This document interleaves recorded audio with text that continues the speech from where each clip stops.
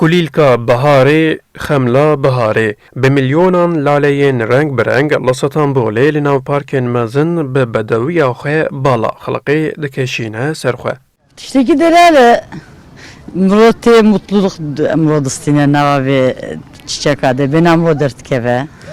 Teşekkür yerinde yani. Yani haftalıktın daha doğrusu. Emzaftım nizik evrene. Emerdayım tenevre. Em döj yatıbın mesela. Her sal demeha Nisan'da l'Istanbul'e cizede 10 milyon lalet ençandın u festivala ve kulilka bahare tesas kırın. İsal jber pandemiye festival nahate sas kırın. Le tevive velati u geşyar xwe jeditin alaleyan mahrum neştin. This is a gorgeous place. I am so Ev kareki behem paye ku ev qeslaleyin ji hev xweşîktir li vir çandine û dîmenên gelek bedev derketine holê. Sala borî jî ez hatibûm vê derê. Sala bêjî ku emrê min têrê bike ez ê dîsa bêm. amazing, and they did a great job.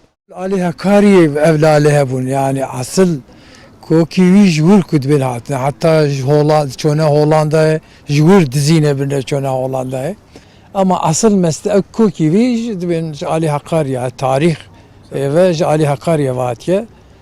Daha doğrusu عليها قارية ve çoğu bütün dünyaya gariyaya yani ne kuhatiye verteni.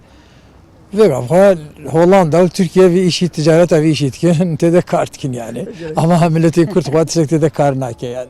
İsal 8 milyon lale li deverên cudayên Stenbolê hatin çandin û heta dawiya meha gulanê ew lale dibişkevin piştî wê diçilmisin. Ercanda, Kurdistan 24, Stenbol.